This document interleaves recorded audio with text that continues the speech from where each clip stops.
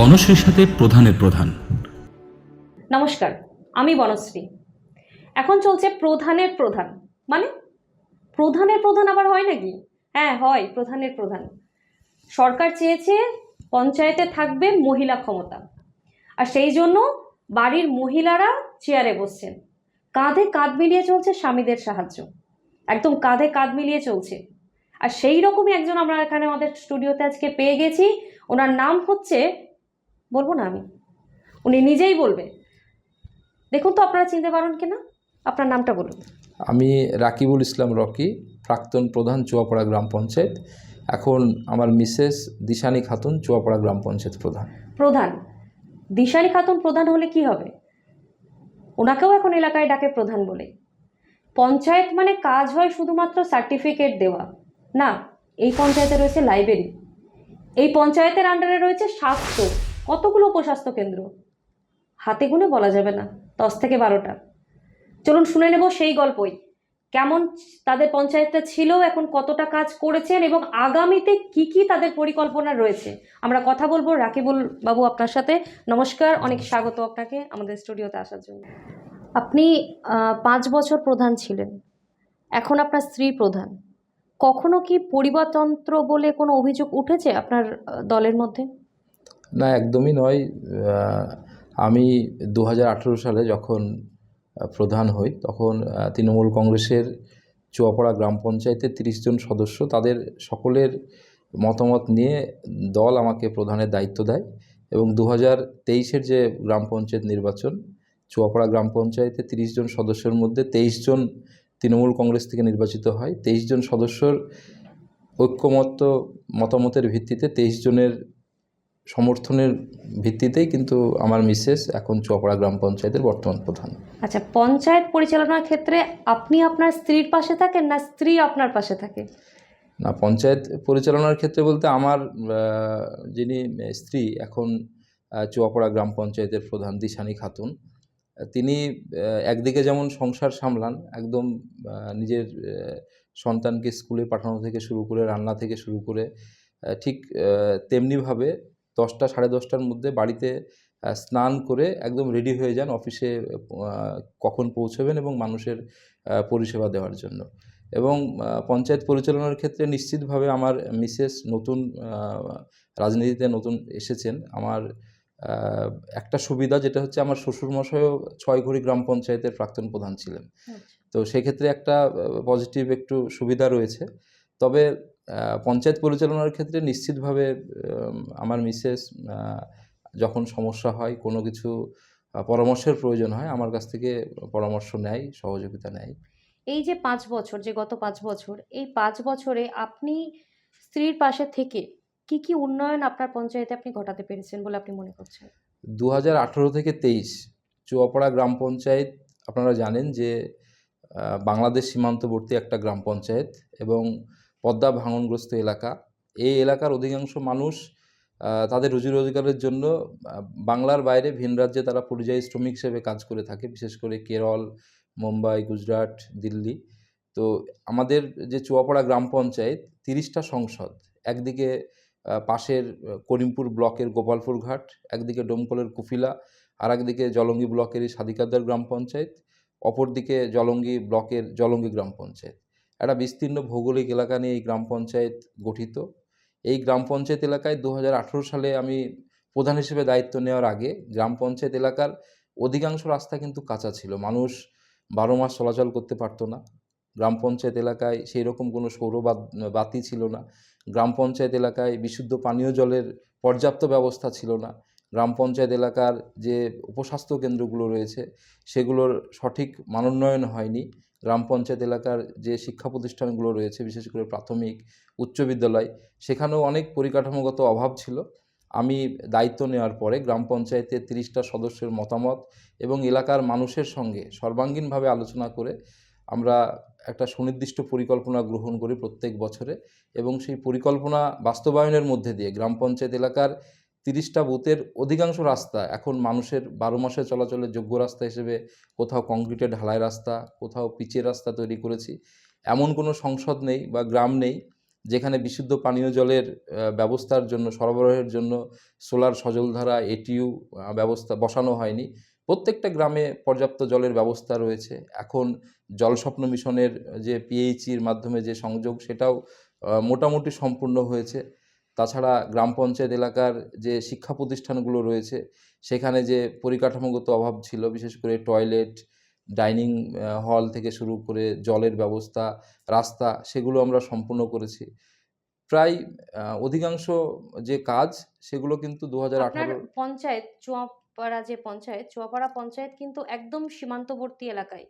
কতটা আপনাদের অসুবিধা হয় কাজ করতে গিয়ে? বিভিন্ন রকম মানুষ থাকে এবং অনেকে এমন আছে যারা পদ্মার ওই পারে গিয়ে আপনার চাষবাস করে। তা কতটা সমস্যার সম্মুখীন আপনাদের হতে হয় সেখানে? অ্যাকচুয়ালি চুয়াপাড়া গ্রাম পঞ্চায়েত এলাকার আহ, প্রায় 10টা মতো গ্রাম, যেগুলো একদম সীমান্তবর্তী গ্রাম, পাশেই বাংলাদেশের কুষ্টিয়া জেলা। হুম। এবং এই 10টা গ্রামের অধিকাংশ মানুষের কৃষি জমি যেটুকু রয়েছে, বেঁচে আছে পদ্মার গর্ভে বিলীন হওয়ার পরে, সেগুলো কিন্তু পদ্মা নদীর ওপারে। আচ্ছা। সেই জমিগুলোতে আমাদের যারা গ্রাম পঞ্চায়েত এলাকার কৃষক রয়েছে, তারা যখন কৃষিকাজ করতে যায়, তাদেরকে বিএসএফ সেখানে থাকে। বিএসএফকে ভোটের ছবি, আধার কার্ড জমা দিয়ে চেকিংয়ের মধ্যে দিয়ে তাদেরকে কিন্তু ওপারে যেতে হয়। এবং দিনের শেষে একটা নির্দিষ্ট সময়ে 4টে সাড়ে 4টের মধ্যে তাদেরকে আবার ঘরে ফিরতে হয়। একটা সমস্যা থেকে যায়, একজন কৃষক যখন তার জমিতে সার দিতে যাবে বা নিড়ানি দিতে যাবে, তখন কিন্তু সেখানে বিএসএফের যে চেকিং, বিএসএফের যে ডকুমেন্টস ভেরিফিকেশন, এখানে কিন্তু অনেক সময় ব্যয় হয়। ফলে কৃষকরা সঠিক সময়ে তার জমির যে পরিচর্যা, জমির যে সার দেওয়া, সেগুলো কিন্তু করতে পারে না। এই সমস্যাগুলো নিয়ে আমরা কৃষকদের কাছ থেকে যখন অভিযোগ পাই, যখন সমস্যার কথা শুনি, আমরা নির্দিষ্ট যে বিওপি রয়েছে, বিএসএফের ক্যাম্প রয়েছে, তাদের যারা কর্মকর্তা আধিকারিক, তাদের সঙ্গে কথা বলি।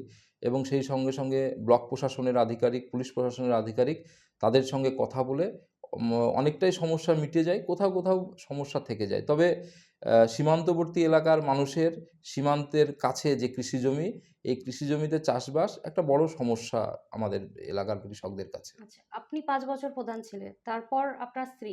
আপনার কি এমন কিছু স্বপ্ন থেকে গেছিল যেগুলো আপনি পূরণ করতে পারেননি? তাই আজকে আপনার স্ত্রী যখন দায়িত্বে এসছে সেগুলো পূরণ হচ্ছে?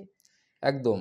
আমি 2018 থেকে 23, 5 বছর সময়কালে আ চুয়াপাড়া গ্রাম পঞ্চায়েত এলাকার যে ডেভেলপমেন্ট আমরা সম্পূর্ণ করেছি, গ্রাম পঞ্চায়েত এলাকার মানুষের সহযোগিতা, পরামর্শ এবং গ্রাম পঞ্চায়েতের সদস্যা, গ্রাম পঞ্চায়েতের কর্মচারীদের আ সহযোগিতায় আম আমার মনে হয়েছে যে আরও কিছুটা সময় যদি আমরা হাতে পাই, তাহলে গ্রাম পঞ্চায়েত এলাকার যে সার্বিক উন্নয়ন, শিক্ষা, স্বাস্থ্য, বাসস্থান, এলাকার মানুষের যে আমরা সম্পূর্ণ করতে পারবো, সেইটা নিশ্চিতভাবে আমার মনে হয়েছে। এবং গ্রাম পঞ্চায়েত এলাকার মানুষও কিন্তু আমাদের ওপরে আস্থা রেখেছে, ভরসা রেখেছে। তাই বিপুল সংখ্যক মানুষের সমর্থনে আবার গ্রাম পঞ্চায়েত এলাকার মানুষ আমাদেরকে প্রধান হিসেবে দায়িত্ব দিয়েছে। আপনার স্ত্রী প্রধান হলেও আপনার এলাকায় কিন্তু এখনো আপনাকে প্রধান বলেই সবাই চেনে। এটাকে আপনি কিভাবে দেখেন? দেখুন, একটা রীতি যেটা সচরাচর যেটা থাকে, যে একটা মহিলা যখন মেম্বার হয়, একটা তখন তার হাসব্যান্ড, তার স্বামী, যে তাকে কিন্তু মেম্বার বলে। হুম। কিন্তু পুরুষ যখন মেম্বার হয়, তার ওয়াইফকে কিন্তু মেম্বার বলে না। এটা কিন্তু আমাদের গ্রামীণ এলাকার একটা রীতি, একটা নিয়ম বলতে পারেন।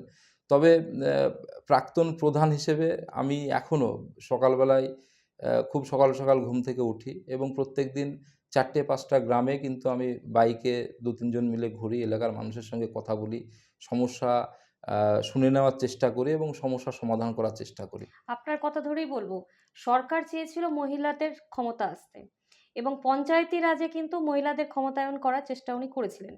তো সেই জায়গায় বাস্তবে সেটা কি হয়েছে বলে আপনি মনে করছেন? নাকি শুধু খাতা কলমেই মহিলা প্রধান হয়েছে বলে আপনি মনে না, করছেন? একদম, একদম খাতা কলমে নয়। যেখানে সরকার চাইছে, বিশেষ করে পশ্চিমবঙ্গ সরকার এবং বাংলার মুখ্যমন্ত্রী মমতা বন্দ্যোপাধ্যায়, ভারতবর্ষের মধ্যে ১ম তিনি পঞ্চায়েত সমিতি, জেলা পরিষদ, সর্বক্ষেত্রে তিনি ৫০% মহিলাদের জন্য আসন সংরক্ষণ করেছেন। এটা আমার মনে হয়েছে যে মহিলাদের ক্ষমতায়ন, মহিলাদের আরও বেশি, বেশি করে এগিয়ে দেওয়ার ক্ষেত্রে অনেকটা ভূমিকা গ্রহণ করেছে। বর্তমান সময়ে এত পরিমাণ মহিলা প্রধান, মহিলা সভাপতি, মহিলা সভাধিপতি সারা বাংলা জুড়ে নির্বাচিত হয়েছে। বিভিন্ন যারা এখন যারা ইয়ুথ জেনারেশন রয়েছে মহিলাদের মধ্যে বা উমেন্স যারা আছে তাদের মধ্যে, তাদের আইডল কিন্তু তারা অনেক ক্ষেত্রেই কিন্তু এইসব নির্বাচিত প্রধান, সভাপতি, জেলা পরিষদের সভাধিপতি তাদেরকে কিন্তু বেছে নিচ্ছে এবং তাদের কাজ থেকে কিন্তু কাজ দেখে এবং তাদের যে উন্নয়নের যে এবং কাজ করার যে পদ্ধতি সেটা দেখে কিন্তু উদ্বুদ্ধ হচ্ছে। যেটা আপনার পঞ্চায়েত যেটা রয়েছে সেই পঞ্চায়েতে রিসেন্টলি কি কি কাজ আপনাদের উন্নতিকর কাজ হয়েছে বলে আপনি মনে করছেন? অ্যাকচুয়ালি গ্রাম পঞ্চায়েত এলাকার উন্নয়নের জন্য গ্রাম পঞ্চায়েতের একটা পরিকল্পনা, একটা বাজেট প্রত্যেক বছর ৩১শে মার্চের মধ্যে সম্পূর্ণ করতে হয়। সেটা পাড়া বৈঠক, গ্রাম সভার মধ্যে দিয়ে এলাকার না, প্রত্যেকটা আমি বলতে চাইছি যে আপনার এলাকার উন্নয়ন, এলাকার মানুষের জন্য কি কি উন্নয়ন আপনার নতুন করে হয়েছে? অ্যা আমি শুনেছি আপনার ওখানে পঞ্চায়েতের জমির উপর একটা শ্মশান তৈরি করেছেন। তো যদি আপনি আমাদের দর্শকদেরকে বলেন বিএনএন এর যে অ্যাকচুয়ালি এরকম কি কি উন্নতি হয়েছে আপনার এলাকায়? গ্রাম পঞ্চায়েত এলাকার মানুষের সঙ্গে আলোচনা করে মতামত নিয়ে আমাদের মনে হয়েছে যে এবং আমরা উপলব্ধি করেছি যে গ্রাম পঞ্চায়েত এলাকার একটা বাস্তব সমস্যা হচ্ছে শ্মশান সমস্যা। হুম। চুয়াপাড়া গ্রাম পঞ্চায়েত এলাকায় সেইরকম কোনো পার্মানেন্ট শ্মশান ছিল না। পদ্মার ধারে একদম বাংলাদেশ সীমান্তবর্তী এলাকায় পদ্মার ধারে সেখানে সনাতন হিন্দু ধর্মের যারা মানুষ, কেউ মারা গেলে সেখানে যারা বিশেষ করে পিছিয়ে পড়া মানুষ, অসহায় অর্থনৈতিকভাবে দুর্বল মানুষ, তারা কিন্তু পয়সা খরচ করে বহরমপুরে গঙ্গায় তারা কিন্তু দাহ করতে যেতে পারে না। তো তারা তাদের মরদেহ নিয়ে পদ্মার পাড়ে গিয়ে দাহ করে। কিন্তু বর্ষার সময়টায় কিন্তু তাদের প্রচণ্ড সমস্যা হয়। কারণ বর্ষার সময় গোটা পদ্মা জলে একদম পরিপূর্ণ হয়ে যায়, টইটুম্বুর হয়ে যায়। ফলে পদ্মা পাড়ে দাহ করা সম্ভব হয় না। ফলে মানুষ কিন্তু সমস্যার সম্মুখীন হয়। আমরা মানুষের এই সমস্যার স্থায়ী সমাধান করবার জন্য আমরা গ্রাম পঞ্চায়েত এলাকার একজন বিশিষ্ট মানুষ তার কাছে আমরা আবেদন করেছিলাম যে আপনার এই জমিটা যদি গ্রাম পঞ্চায়েতকে আপনি দান করেন নিঃস্বার্থভাবে বিনা পয়সায়, তাহলে এলাকার মানুষের স্বার্থে এখানে শ্মশান নির্মাণ করা হবে। এবং তিনি একদম এক কথায় নিঃস্বার্থভাবে তিনি গ্রাম পঞ্চায়েতকে ৮০ শতক জমি কিন্তু দান করেছেন এবং যার বর্তমান ভ্যালুয়েশন প্রায় ৩ কোটি টাকা। সেই জমির উপরে আমরা শ্মশান নির্মাণ করেছি গ্রাম পঞ্চায়েতের পক্ষ থেকে এলাকার মানুষের সহযোগিতায় এবং সেই শ্মশান এখন চলছে। প্রায় ৬০ জনের কাছে দাহ কিন্তু সেখানে সম্পূর্ণ হয়েছে এবং সেখানে এলাকার মানুষ অনেক এলাকার উপভোগ মানুষ করেছে। উপকৃত হয়েছে এবং হুম। সেটা খুব ভালোভাবেই পরিচালিত হচ্ছে। আপনার পঞ্চায়েতে স্বাস্থ্য এবং শিক্ষা কতটা উন্নতি হয়েছে বলে আপনি মনে করছেন? দেখুন গ্রাম পঞ্চায়েত এলাকার উন্নয়ন তখনই পরিপূর্ণ হবে বা সঠিকভাবে সম্পূর্ণ হবে যখন মানুষের চলাচলের রাস্তাঘাট নির্মাণ হবে, পানীয় জলের ব্যবস্থা হবে, লাইটের ব্যবস্থা হবে। সেই সঙ্গে সঙ্গে গ্রাম পঞ্চায়েত এলাকার স্বাস্থ্য পরিকাঠামোর যদি সম্পূর্ণ উন্নয়ন সম্ভব হয় বা সম্পূর্ণ করা যায়, শিক্ষা প্রতিষ্ঠানগুলোর যদি উন্নয়ন সম্পূর্ণ করা যায়, তবেই সেই গ্রাম পঞ্চায়েত সর্বাঙ্গীনভাবে উন্নয়নের যে মাপকাঠি বা উন্নয়নের যে শিখর সেখানে পৌঁছবে। এটা আমার ব্যক্তিগত মতামত। আমরা সেই দিকটা উপলব্ধি করে আমরা গ্রাম পঞ্চায়েত এলাকার রাস্তাঘাট যেমন নির্মাণ করেছি, পানীয় জলের ব্যবস্থা যেমন করেছি, লাইটের যেমন ব্যবস্থা করেছি, ঠিক তেমনিভাবে বর্তমান সময়ে বিশেষ করে কোভিড-19 পিরিয়ড চলাকালীন আমরা দেখেছি যে ইয়ুথ জেনারেশন যেভাবে ঘরের মধ্যে বসে গেছে, যেভাবে মাদকাসক্ত হয়ে পড়েছে, যেভাবে মোবাইলের ইন্টারনেট গেমের প্রতি আসক্ত হয়ে পড়েছে, আমরা সেক্ষেত্রে ইয়ুথ জেনারেশনকে এবং ছাত্র সমাজকে উদ্বুদ্ধ করতে গ্রাম পঞ্চায়েতের নিচে আমরা একটা ওপেন লাইব্রেরি আমরা তৈরি করেছি। যেখানে সমস্ত ক্লাসের পাঠ্য বই, সমস্ত কম্পিটিশন এক্সামের যে বই সেখানে বিনা পয়সায় কেমন সাড়া ফেলেছে আপনার একদম ওখানে? সেখানে এলাকার মানুষরা আসছে, খুব আগ্রহ এলাকার মানুষের রয়েছে এবং সেক্ষেত্রে এলাকার ইয়ুথ জেনারেশন, এলাকার বিভিন্ন শিক্ষা প্রতিষ্ঠানে যারা শিক্ষক, তারাও কিন্তু খুব উদগ্রীব এবং তারাও কিন্তু খুব আগ্রহী হিসেবে ওখানে আসছে, অংশগ্রহণ করছে। তাছাড়া গ্রাম পঞ্চায়েত এলাকার স্বাস্থ্য পরিকাঠামোর যে মান উন্নয়ন, সেক্ষেত্রে আমরা সিদ্ধান্ত গ্রহণ করেছি গ্রাম পঞ্চায়েতের জেনারেল সভার মিটিংয়ে। গ্রাম পঞ্চায়েত এলাকায় ৬টা সাব সেন্টার রয়েছে, যেগুলো গ্রাম পঞ্চায়েত এলাকার যে প্রান্তিক গ্রামীণ মানুষ তাদের যে স্বাস্থ্য পরিষেবা, সেই স্বাস্থ্য পরিষেবা কিন্তু বিনা পয়সায় দিয়ে থাকে পশ্চিমবঙ্গ সরকারের পক্ষ থেকে। আমরা প্রত্যেকটা স্বাস্থ্যকেন্দ্রে, উপস্বাস্থ্য কেন্দ্রে প্রেগনেন্ট ওমেন, চাইল্ড যারা ভ্যাকসিন নিতে যায়, যারা টিকা নিতে যায়, তাদের জন্য বসার শেড, তাদের জন্য ওপেন টয়লেট, তাদের জন্য পর্যাপ্ত জলের ব্যবস্থা আমরা সমস্ত কিছু ব্যবস্থা করেছি। গ্রাম পঞ্চায়েতের পক্ষ থেকে 6টা উপস্বাস্থ্য কেন্দ্রকে ডিজিটাল ম্যানুয়াল বিপি মেশিন, তারপরে ডপলার মেশিন, আমরা বিভিন্ন যে চিকিৎসা সরঞ্জাম সেগুলো আমরা সরবরাহ করছি এবং আমাদের পরিকল্পনা টার্গেট রয়েছে আগামী দিনে প্রত্যেকটা উপস্বাস্থ্য কেন্দ্রে, বিশেষ করে 6টা উপস্বাস্থ্য কেন্দ্রে গ্রাম পঞ্চায়েতের পক্ষ থেকে নেবুলাইজার মেশিন, তারপরে আপনার ইসিজি মেশিন, এগুলো আমরা প্রোভাইড করব যাতে আরও বেটার ট্রিটমেন্ট গ্রাম পঞ্চায়েত এলাকার মানুষ সেখান থেকে পায়। আচ্ছা, আমি এবার একটু পার্সোনাল কোশ্চেন করব আপনাকে। আপনার স্ত্রী এক সময় ছিল প্রধানের স্ত্রী, এখন আপনি প্রধানের আহ, আহ, স্বামী। তো এই যে আগেকার স্ত্রী আর প্রধান স্ত্রী, কতটা তফাৎ আপনি খুঁজে পান? তফাৎ, দেখুন তফাৎ বলতে আগে একটা দায়বদ্ধতা ছিল যে আমি যখন প্রধান ছিলাম অফিসে যাওয়া, কখন বাড়িতে আসব, কখন বাইরে বেরোবো, এটা নিয়ে একটা দুশ্চিন্তা থাকতো। এখন যেমন প্রধান আমার মিসেস, তার একটা আলাদা দায়বদ্ধতা, অফিসে যাওয়া, মিটিংয়ে যাওয়া, মানুষকে পরিষেবা দেওয়া, মানুষকে কিভাবে দ্রুত পরিষেবা দেওয়া যায়, তার মধ্যে একটা আলাদা পরিবর্তন নিশ্চয়ই এসেছে। তবে সেই পরিবর্তনে যে ব্যক্তিগত সম্পর্ক, ব্যক্তিগত যে জায়গা, সেখানে কিন্তু কোনো মানে কোনো বাধা বা কোনো বিভেদ কিন্তু তৈরি হয়নি। হুম। তবে একজন মহিলা প্রধান নির্বাচিত হওয়ার পরে প্রধানের দায়িত্ব পালন করা খুবই কঠিন এবং কষ্টসাধ্য বিষয়। তার কারণ তার সংসারের যাবতীয় কাজ করা, সন্তান ছেলে থাকলে তার পরিচর্যা করা, স্কুলে পাঠানো, টিউশনে পাঠানো থেকে শুরু করে সংসারে শ্বশুর শাশুড়ি যদি থাকে তাদেরকে দেখাশোনা করা, তারপরে মানুষকে পরিষেবা দেওয়া, এটা কিন্তু একটা বড় চ্যালেঞ্জ। আমি হুম। মনে করি যে আমার মিসেস যে দায়িত্ব তিনি পালন করছেন, সেক্ষেত্রে তিনি সব দিকটাই সুন্দরভাবে তিনি সম্পূর্ণ করতে আপনি পারছেন। আপনার পঞ্চায়েত সম্পর্কে বললেন এত কিছু, যে পঞ্চায়েতে এতগুলো উন্নতি হয়েছে। তো একটা সাধারণ মানুষের মনে একটা প্রশ্ন এসেই যাচ্ছে, প্রশ্ন থেকে যায় সব সময়ের জন্য, কি পঞ্চায়েত মানেই দুর্নীতি। তো আপনার পঞ্চায়েতে আপনি কতটা দুর্নীতি রুখতে পেরেছেন বলে আপনি মনে করছেন? দেখুন, পঞ্চায়েত মানেই দুর্নীতি, নিশ্চিতভাবে কিছু কিছু মানুষের মনে একটা ভাবনা চিন্তা রয়েছে। তারপরেও প্রত্যেকটা গ্রাম পঞ্চায়েত এলাকায় একটা বিরোধী রাজনৈতিক দল, বিরোধী যারা মানুষ রয়েছে, তারা কুৎসা অপপ্রচার করেই থাকে। আপনি যতই ভালো কাজ করুন, যতই আপনি স্বচ্ছভাবে কাজ করুন, এটা কিন্তু করবে। এটা বিরোধী যারা, তাদের কিন্তু এটা কাজ। তবে গ্রাম পঞ্চায়েত এলাকায় আমরা 18 সাল থেকে আজ পর্যন্ত যে পিরিয়ড আমরা চালাচ্ছি, গ্রাম পঞ্চায়েত এলাকায় আমরা দুয়ারে প্রধান হিসেবে মানুষকে পরিষেবা দেওয়ার চেষ্টা করেছি। পঞ্চায়েতের বিভিন্ন প্রধানের যে শংসাপত্র, আমরা মানুষ যাতে চাঁদেরপাড়া থেকে গ্রাম পঞ্চায়েতের দূরত্ব প্রায় 4 কিলোমিটার 5 কিলোমিটার, একটা অসহায় বৃদ্ধ মানুষকে যাতে পয়সা খরচ করে ওখানে না আসতে হয়, আমরা সেজন্য বুথে বুথে আমাদের যারা সদস্যরা রয়েছে গ্রাম পঞ্চায়েতের, তাদের বাড়িতে প্রধানের সার্টিফিকেট, শংসাপত্র দেওয়ার ব্যবস্থা করেছি। এবং সেই সঙ্গে সঙ্গে এই শংসাপত্র দেওয়ার ক্ষেত্রে কোনো অনিয়ম নেই, কোনো রাজনৈতিক দল দেখা হয় না, কোনো ধর্ম দেখা হয় না। সমস্ত ধর্মের মানুষ, সমস্ত দলের মানুষ, সার্বিক অঞ্চলের মানুষকে কিন্তু পরিষেবা দেওয়া হয়। এবং গ্রাম পঞ্চায়েত এলাকার অন্যান্য গ্রাম পঞ্চায়েতের অন্যান্য যে পরিষেবা, গ্রাম পঞ্চায়েতে দেখবেন জলঙ্গি ব্লক সহ বিভিন্ন ব্লকে দেখবেন যে ওয়ারিশ সার্টিফিকেট দেওয়ার জন্য গ্রাম পঞ্চায়েতের ফান্ডের ফান্ড বাড়ানোর জন্য কোথাও 200 টাকা, কোথাও 300 টাকা নেওয়া হয়। কিন্তু চুয়াপাড়া গ্রাম পঞ্চায়েত একমাত্র গ্রাম পঞ্চায়েত, আমরা কিন্তু 18 সাল থেকে অদ্যাবধি আমরা মানুষকে কিন্তু বিনা পয়সায় আমরা ওয়ারিশ সার্টিফিকেট প্রোভাইড করি। এক্ষেত্রে কোনো চার্জ নেওয়া হয় না। ডেথ সার্টিফিকেট, বার্থ সার্টিফিকেটের ক্ষেত্রেও পৌরসভা, পঞ্চায়েত সেখানে 10 টাকা, 20 টাকা, 50 টাকা সেখানে কিন্তু ধার্য করে গ্রাম পঞ্চায়েতের ডেভেলপমেন্টের জন্য বা পৌরসভা ডেভেলপমেন্টের জন্য।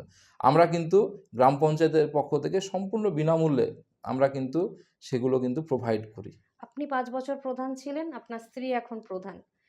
তারপরেও এই 10 বছর কাজ করার পরেও এখনো কি কোনো আক্ষেপ থেকে গেছে যে কাশ ওটা যদি করতে পারতাম, আর একটু যদি সময় পেতাম, এরকম? আরেকটু সময় নিশ্চয়ই কিছু আক্ষেপ রয়েছে। যেমন আমাদের একটা ছিল, স্বপ্ন ছিল যে জলঙ্গি পদ্মা একটা খুব ঐতিহাসিক বা নামকরা একটা জায়গা। কারণ পাশেই বাংলাদেশ, পাশ দিয়ে পদ্মা নদী বয়ে গেছে। পদ্মার পাড়ে একটা আধুনিক মানের পার্ক তৈরি করার আমাদের দীর্ঘদিনের একটা স্বপ্ন, যেটা আমরা বিভিন্ন প্রতিবন্ধকতার কারণে কিন্তু বাস্তবায়িত করতে পারিনি। এটা কিন্তু আমাদের এটাকে কি আমরা নতুন পরিকল্পনা বলে আমরা ধরে নিতে পারি? একদম আমরা আগামী পদ্মার পাড়টা আমরা যদিও বিভিন্ন প্রতিবন্ধকতার কারণে করতে পারছি না, তবে জলঙ্গি থানার যে পার্কটা রয়েছে, কারণ জলঙ্গি ব্লকের অল অ্যাডমিনিস্ট্রেটিভ অফিস কিন্তু চুয়াপাড়া গ্রাম পঞ্চায়েতের আন্ডারে। থানা, BLR office, BDO office, college, food supply, সমস্ত অফিস। তো জলঙ্গি থানার যে পার্কটা রয়েছে, ওসি সাহেব তিনি একটা লেটার গ্রাম পঞ্চায়েতকে পাঠিয়েছেন। ওই পার্কটা আমরা ওপেন টু অল গ্রাম পঞ্চায়েত এলাকা এবং ব্লকের সমস্ত মানুষ যারা চাইল্ড রয়েছে, শিশু রয়েছে, তাদের একটু অন্য পরিবেশে, অন্য মানে জায়গায় একটা মানে পৌঁছানোর একটা ব্যবস্থা ওই পার্কে আমরা আগামী দিনে রেনোভেশনের মধ্যে দিয়ে আমরা এলাকার মানুষকে উপস্থাপন করতে যাচ্ছি। আচ্ছা, আমাদের কাছে খবর আছে, আমরা খবর নিয়ে দেখেছি যে আপনার পঞ্চায়েতে মডেল ভিলেজ হিসাবে কিছু একটা আপনি পেয়েছেন। আপনি যদি একটু দর্শকদেরকে বলেন যে এই বিষয়টা কি রয়েছে। অ্যাকচুয়ালি পশ্চিমবঙ্গ সরকারের পঞ্চায়েত এবং গ্রাম উন্নয়ন দপ্তরের নির্দেশে মুর্শিদাবাদ জেলা প্রশাসন সারা মুর্শিদাবাদ জেলার 250টা গ্রাম পঞ্চায়েতের মধ্যে 10টা গ্রাম পঞ্চায়েতকে মডেল গ্রাম পঞ্চায়েত হিসেবে গড়ে তুলবার জন্য প্রাথমিকভাবে তারা নির্ণয় করেছিল, ঠিক করেছিল। সেই 10টা গ্রাম পঞ্চায়েতের মধ্যে চুয়াপাড়া গ্রাম পঞ্চায়েত ডোমকল মহকুমার মধ্যে একমাত্র গ্রাম পঞ্চায়েত যেটা হেলদি ভিলেজ, হেলদি গ্রাম পঞ্চায়েত, অর্থাৎ স্বাস্থ্য পরিকাঠামোগত উন্নয়নের মাপকাঠিকে আরও বেটার জায়গায় নিয়ে যাওয়ার জন্য চুয়াপাড়া গ্রাম পঞ্চায়েতকে জেলা প্রশাসন কিন্তু নির্ণয় করেছিল, বেছেছিল।